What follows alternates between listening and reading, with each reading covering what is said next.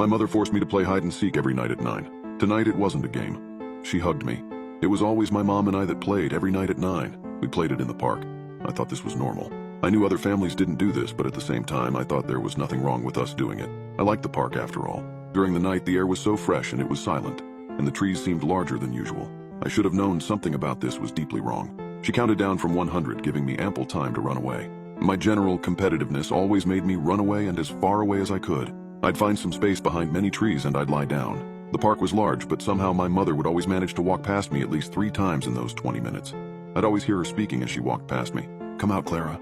Clara, please come out. It's cold and I just want to go home." I ignored her. When we first started with the games, I'd been foolish enough to leave my hiding spot.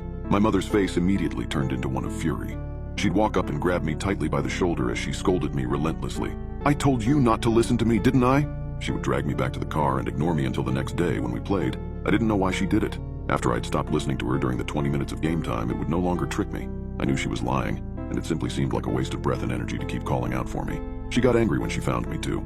The park was a huge place, and if she hid somewhere I would never find her, but somehow my mother was excellent at tracking me down. It was like she sniffed me and hunted me down. Instead of getting angry at me, she got disappointed. She'd sigh loudly and her eyes would tear up before she'd dejectedly walk to the car. That gave me the worst feeling ever, filling me with inadequacy. One time she found me after only 2 minutes and she broke down sobbing. I didn't get it. I felt a huge urge to win. I needed it, so I started to get creative. I hid myself in the bushes. I changed my clothing to be more green and black and generally more inconspicuous. I got high up in trees, so it would be difficult to see me from the ground.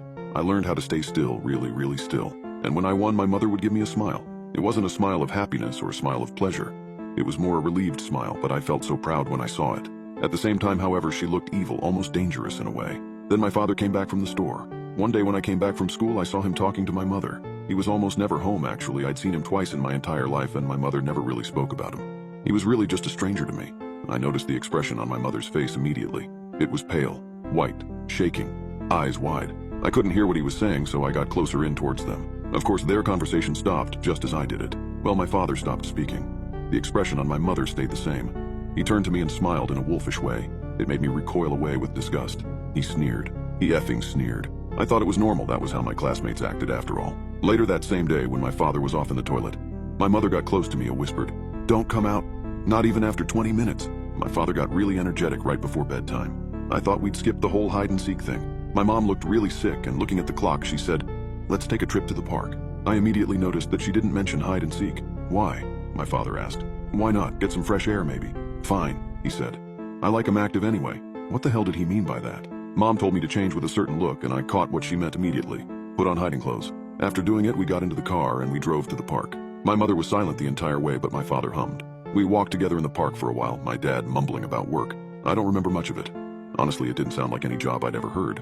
Then, suddenly my mother pointed at a tree in the distance. I noticed that it was the same tree she'd found me hiding behind the last time she'd caught me. These trees get so old, then they die.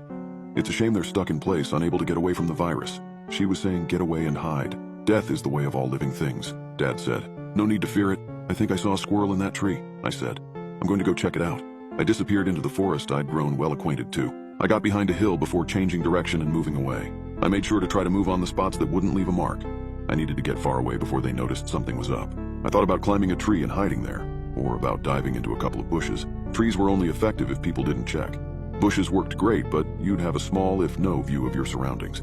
I chose the bushes, jumping into them and trying to control my breath. After a couple of minutes, I heard my parents walking in the distance. "Clara!" Dad shouted. "Where are you, sweetheart? If you're hurt, please say something and we'll help." "Clara!" Mother said. "Clara, can you hear me, darling?" My heart beat faster. I knew for a fact that I shouldn't leave the bushes. That was the absolute worst thing that could happen. I kept me breathing under check as they moved further and further away from me. Then they came back. "Please, Clara, your dad isn't dangerous. Please come out. Clara, please, I need to get going soon. Please come out." "Clara," Mom said. "Where are you?" "Stop this silly nonsense," Dad said. Their voices eventually faded out. I stayed there in the same position for nearly a whole hour. My body started to ache and I could feel insect crawling around on the back of my leg. I really wanted to leave this position. I heard a stick snap in the distance. It came from behind me. I hadn't heard their voices at all. Had they just stopped speaking? That terrified me, and I felt I needed to turn around and get a view, but I knew that would give me away. "Clara, stop with this silly nonsense. Come out." I was entirely silent. "Clara, please come out." Her voice was turning more and more desperate, more guttural. Fortunately, it was what seemed to be around 70 meters away from me, but she was approaching. "Clara," Mom said, "I'm getting tired. I just want to go home, eat, and sleep." I stayed silent as the voice grew louder. She was approaching me. I know you're in the area. It's only a moment of time before I find you. I will skin you, haha. I'll start with your forearms, peeling off your skin with a dull knife, just like peeling back cheese.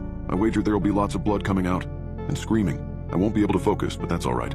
I can always switch to your other arm. She came closer. You won't like it. I certainly wouldn't, but I'm not as stupid and disgusting as you are, Clara. No, I'm glad I'm not a creature of filth like you. The only good you can serve is by being in my belly, by fueling me. I'll find you. The voice was only 20 meters away. You'll regret not coming out. 10 meters. You know, I don't eat the bones. They get stuck in my throat, but I can't leave them. I'll probably take them home with me and suck on them. They have a good taste, you know. It'll be perfect. 2 meters. She giggled. Did she find me? Oh no. I debated whether I should stay still and hope for the best or if I should look back. My fear was killing me and it had to know, but I know looking would make noise. No, I had to stay still. I know where you are, she said, but then she began walking away from my spot. I'll suck on your eyeballs before swallowing them. They're better whole and they're always wet and squishy so they go down the throat easily. If not, there's always blood. Oh, a mouthful of warm blood, is there a better feeling? I stayed still for that entire night, even after I was certain that they'd gone away. It was only when the sun was above me and I could hear other children that I stood up. One child jumped back and shrieked. He must have gotten properly terrified. Then I made my way back home. Dad wasn't there, but Mom was.